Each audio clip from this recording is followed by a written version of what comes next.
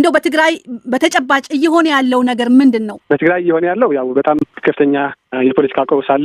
ይሄም ወደ ወታደራዊ ግጭት ከፍሊል የሚችል ሁኔታ ነው ያለው። እዚያው አስተዳደሩ ጦርነት የፈጠረው ከሻዕቢያ ነው። የሻዕቢያ ባህል ደግሞ ወታደራዊ ባህል አስገዳጅና እንዲሁ በአፈሳ የሚያካሂድ ነውና ይኸው አሁንም ወደ ሌላ ጦርነት የሚያስኬድ መንገድ ተይዞ ነው ያለው። አመሰግናለሁ። አቶ መብርሂ አልፋለሁ። ማንኛውም አቅሙ የፈቀደ የትግራይ ተወላጅ በዚህ የወታደራዊ አስተዋጽኦ ማድረግ አለበት የሚል አስገዳጅ የሆነ ሕግ ስለሆነ የወጣው ወደ ጦርነት ሊያመራ የሚችል ነው ብሎ መናገር ይቻላል። በጣም አመሰግናለሁ። እንደው ግን እርስዎ መቀለ ነው ያሉትና ህዝቡ ምን ይላል? የህዝቡ አስተያየት ምንድን ነው? ህዝቡ ያው ጭንቀት ውስጥ ነው ያለ። ምንድን ነው በጣም ትልቁ ችግር እዚህ ክልል ያለ አሁን ምንድን ነው ፕላን ማድረግ አትችልም የወደፊት እንቅስቃሴ ይሄን ማለት ነው። ምክንያቱም ጦርነት ሊነሳ ይችላል፣ እንደዚህ አይነት ነገር ሊከሰት ይችላል ብሎ ስለሚሰጋ ሰው በጣም በችግር ውስጥ ነው ያለ። ኦብቪየስሊ በጣም በችግር ውስጥ ነው ያለ። እኔ ራሴንም ጨምሮ በጣም ችግር ውስጥ ነው ያለ ነው። እንደተገፋን ዜጋ እንዳልሆንን ነው የሚሰማን። እንዳው እውነት ለመናገር በጣም እንደተገፋን ማለት ነው። ሚኒማም የሆነ ነገር ዝም ብሎ እንዳው ብር አውጥተው በኤቲኤም እንኳን ለመጠቀም የማይቻልበት ሁኔታ ነው ያለ። እንደ ዜጋ የሚገባን ማግኘት የሚገባን ነገር እንደማንችልና እንደተገፋን አይነት ስሜት ነው የሚሰማን። ይህንን ጥያቄ ለአቶ መብርሂ መጠየቅ እፈልጋለሁ። ህዝቡ ምን ይላል? እንደው ካሰባሰባችሁት አስተያየቶች ህዝቡ በተለይ በዚህ በቀውሱ ምክንያት ምን እያለ ነው? ምን አስተያየት ይሰጣል? እሺ፣ አመሰግናለሁ። በህገ መንግስት መሰረት የትግራይ ህዝብ እኛ እንደ ሲቪክ ማህበር የትግራይ ህዝብ ማግኘት ያለበት መሰረታዊ አገልግሎቶች ማግኘት መቻል አለበት። ምክንያቱም ከአንድ የፖለቲካ ቡድን ወይም ግጭት በተገባ ቁጥር ህዝቡ መሰቃየት የለበትም። ህዝቡ ለምሳሌ ገንዘብ እያለው ከባንክ ማውጣት አይችልም። ለማንኛውም ኢትዮጵያዊ ሌሎች መሰረታዊ የሚባሉ አገልግሎቶች፣ የህክምና አገልግሎት፣ ትምህርት ለምሳሌ በጣም ቅድም ያው ለዚህ ምክንያት የሚሆነው አንደኛ ይሄ ቲፒኤልኤፍ የሚፈጥረው ይሄ አሁን በቅርብ ጊዜ እያደረገ ያለው አፈሳ አለ። በዚህ ምክንያት ተማሪዎች ትምህርት ቤት እንዳይሄዱ የቆሎ ተማሪዎች ጭምር የሚታፈሱበት በጣም አሳዛኝ የሆነ እንደዚሁም ደግሞ ቅድም እንዳልኩት በተለይ ተፈናቃዮች ከ6 ዓመት በላይ በጣም አስቸጋሪ በሆነ እና ምንም መሰረታዊ አገልግሎት ምግብ፣ በቂ ምግብ የሌለበት በበሽታ ምክንያት ብዙ ተፈናቃዮች ህይወታቸው ያለበት ሁኔታ ነው ያለውና በተለይ የፌዴራል መንግስት ሁለቱንም መለየት መቻል አለበት። ህዝቡ ማግኘት ያለበት መሰረታዊ አገልግሎት ማግኘት መቻል አለበት። የመንግስት ሰራተኞች ደሞዛቸው በወቅቱ ሊከፈላቸው ይገባል። ከቦታ ቦታ ለመንቀሳቀስ ምን ያህል አስቸጋሪ እንደሆነ ነዳጅ ስለሌለ ወደ ሕክምና ተቋማት ማድረስ አልተቻለም። ምክንያቱም ነዳጅ የለም። ካለም በጥቁር ገበያ ስለሆነ የሚሸጠው በጣም ውድ ስለሆነ ሰዎች ይህንን ውድ የሆነውን ነዳጅ ገዝተው መንቀሳቀስ አይችሉም እና አጠቃላይ ይሄ እውነት ለመናገር ህዝቡ በጣም ተቸግረው በሁለቱም አካላት ማለት ነው የፌዴራል መንግስት ህዝቡ መስጠት የነበረበት መሰረታዊ አገልግሎት እየሰጠ ስላልሆነ ተቸግሮ ነው ያለው። በሌላ በኩል ደግሞ የክልሉ ወጣቶች በሰላም በክልላቸው እንዳይኖሩ በዚህ አሁን በቅርብ ጊዜ በጸደቀው ህግ ምክንያትና ከዛ በፊትም ጀምሮ ቤቱ ለቆ ወደ ተለያዩ ህገወጥ ስደትና ለሞት እየተዳረገ ያለበት ሁኔታ ነው ያለውና አጠቃላይ እውነት ለመናገር ህዝቡ ለእኛ በተለይ በዚህ በአፈሳው ብቻ ሳይሆን አጠቃላይ ሰብአዊ ቀውሱ በጣም ከፍተኛ ሁኔታ የደረሰበት ስለሆነ ኦልሞስት ወደ 2014 2013 አካባቢ ልንመለስ ነው ወይ? አቶ አምዶም አዎ፣ የትግራይ ፖለቲካ በተለይ የህወሓት ፖለቲካ ከህወሓት ከራሱ ውጭ ሆነዋል።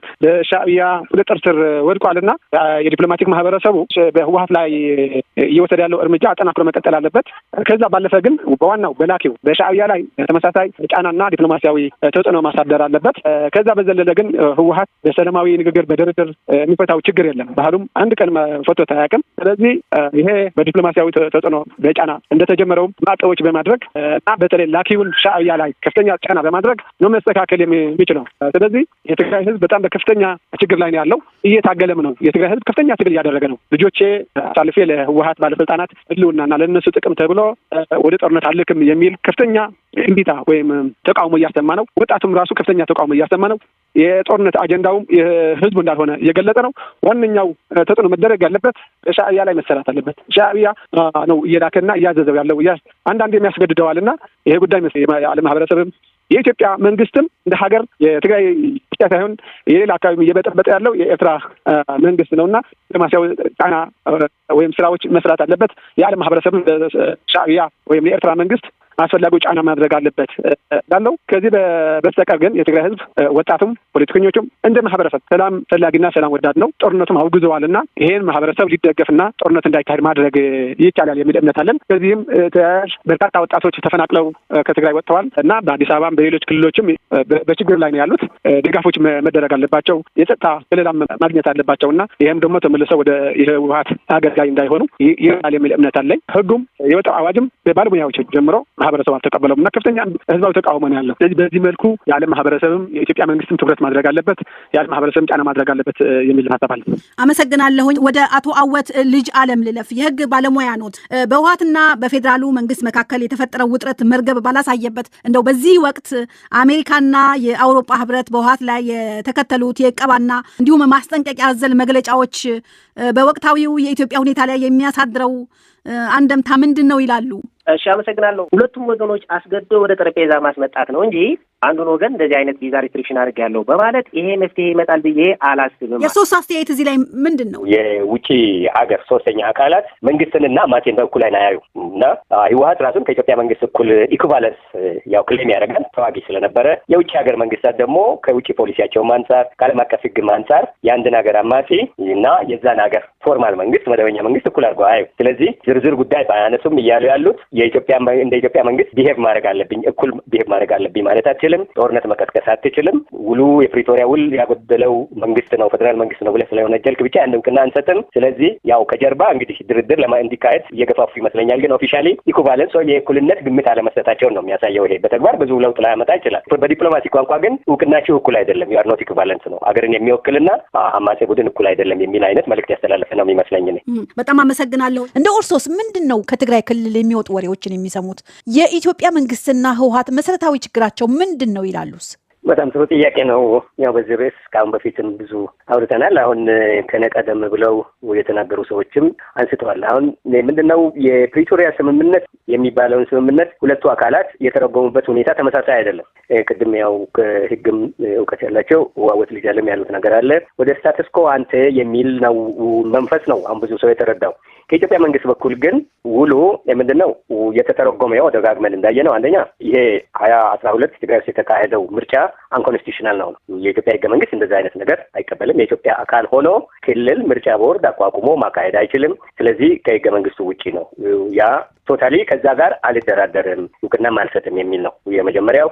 ያው በፕሪቶሪያ ስምምነት እንግዲህ የኢትዮጵያ ህገ መንግስትን ያ ምርጫ አላሟላም በሚል እየተስማሙ ይመስላል። ከዛ በኋላ ግን ለሁላችንም ችግር እየሆነ ያለው ለመረዳት ምኑ ነው የህወሓት እውቅና ጉዳይ ነው። ህወሓት ከሽብርተኝነት መዝገብ ወጣ። ነገር ግን እንደ አዲስ ፓርቲ መዝገብ ተባለ።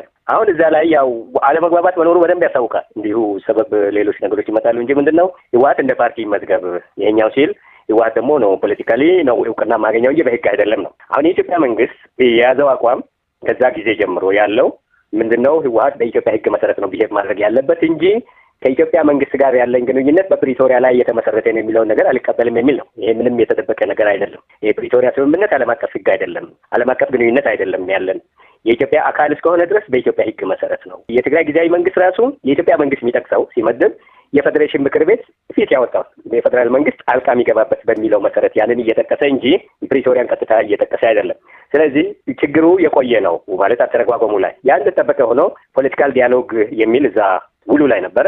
የፖለቲካ ውይይት አልተካሄደም። በሁለቱ አካላት መካከል ፖለቲካ ዲያሎግ ይካሄዳል፣ ትራንዚሽናል ጀስቲስ ጉዳይ ይነሳል የተባሉ ነገሮች አልተካሄዱም። እስከ መፍታት የሚል ነገር ትንሽ ተጀመረ፣ ግን አልተግባቡም። የትግራይ ሽግግር መንግስት እንግዲህ ለምርጫ ለሚመረጥ መንግስት ያዘጋጃል የተባለው መስራት አልቻለም። በህወሓት በኩል ደግሞ የሚነሳው ሉዓላዊ ግዛት የሚል አለ። ከኢትዮጵያ መንግስት አንጻር የሚለው ምንድነው ኮንትሮቨርሻል ቴሪቶሪስ ነው ምናምን የሚለው እዛ አጨቃጫቂ አካባቢዎች የሚል እና እነኚህ ነገሮችን ስናይ ወደዚህ ይመጣ ነበር ወይ የሚለው ነገር እንግዲህ ፊት እዛ ሆኖ ለመገመት ቢያስቸግርም የኢትዮጵያ መንግስት የሚተረጉምበት ሁኔታና ህወሓት የሚተረጉምበት ሁኔታ እየተለያየ ነው። ስለዚህ አሁን ያለው ሁኔታ እንግዲህ አደራዳሪ የሆነ ነገር ገብቶ ካላስተካከለው በቀር ወደ ትጥቅ ወደ ግጭት ማለት ወደ ቫዮለንስ የሚያመራ አይነት ይመስላል በነይት